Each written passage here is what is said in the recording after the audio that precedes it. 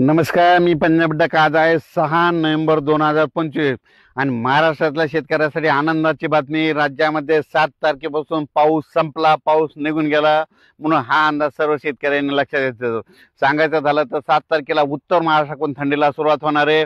ती थंडी 8 तारखेला मराठवाड्याकडे येणार आहे, 9ला दक्षिण महाराष्ट्राकडे जाणार आहे आणि असं करत करत ह्या नोव्हेंबर मध्ये चांगली हुडहुडी भरणार आहे. खूप थंडीची लाट येणार आहे, म्हणून हा अंदाज लक्षात घ्यायचा. एकदम जे पारा जे आहे, पारा निचांकी अंशावर येणार आहे. निपाडला देखील खूप थंडी जाणवणार आहे, महाबळेश्वर देखील थंडी जाणवणार आहे, म्हणून हा अंदाज सर्व शेतकऱ्यांनी लक्षात घ्यायचा. म्हणजे सांगायचं झालं तर पूर्व विदर्भ, पश्चिम विदर्भ, दक्षिण महाराष्ट्र, उत्तर महाराष्ट्र, कोकणपट्टी, खानदेश सगळीकडे मध्ये 7 तारखेच्या नंतर परत पाऊस येणार नाही. पाऊस निघून गेला, पाऊस विड्रॉल झाला, वरून राजा आता सुट्टीवर गेला, आता पाऊस येणार नाही, म्हणून हा अंदाज लक्षात घ्यायचा. म्हणजे पावसाळा संपला आहे, आता जाहीर झालंय.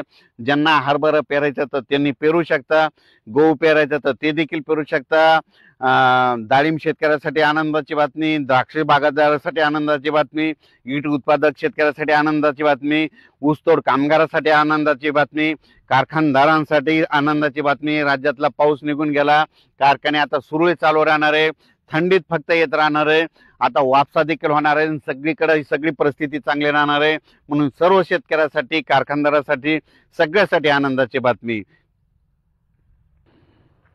त्याच्यानंतर सांगायचं झालं तर ही थंडी कशी सुरुवात होणार आहे, म्हणजे उद्याच्याला 7 तारखेला म्हणजे नंदुरबार जिल्हा, धुळे जिल्हा, नाशिक जिल्हा, निपाड तालुका, निपाड तालुक्याला पारोळा, धुळे, त्याच्यानंतर जळगावहून इकडे नांदुरा, बुलढाणा घाटाच्या खाली, त्याच्यानंतर मलकापूर, अकोट, खामगाव, शेगाव, अचलपूर, दर्यापूर, मोर्शी, अमरावती, वर्धा, नागपूर, भंडारा, उद्या त्याला चांगली थंडी येईल आणि वारं देखील सुटणार आहे, उत्तरेकडून वारं येणार आहे, म्हणून हे अंदाज लक्षात घ्या.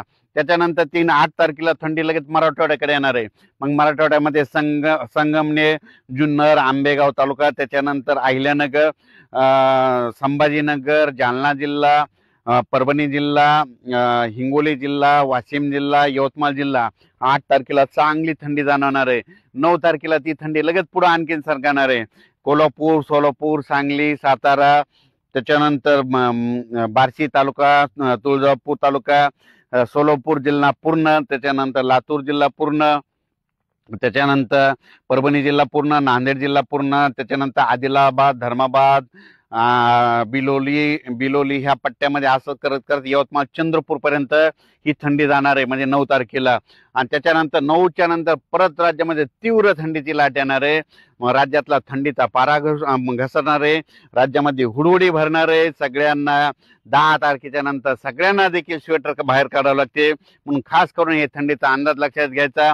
द्राक्ष बागायतदार शेतकऱ्यासाठी आनंदाची बातमी, कारखानदार लोकांसाठी आनंदाची बातमी, कारखान्याचे जे कामगार आहेत त्यांच्यासाठी आनंदाची बातमी, ऊसतोड कामगारासाठी आनंदाची बातमी, ईट उत्पादकासाठी आनंदाची बातमी, डाळिंब शेतकऱ्यासाठी आनंदाची बातमी, कांदे रोप टाकायचे तर त्यांना देखील टाकू शकता, त्यांच्यासाठी आनंदाची बातमी.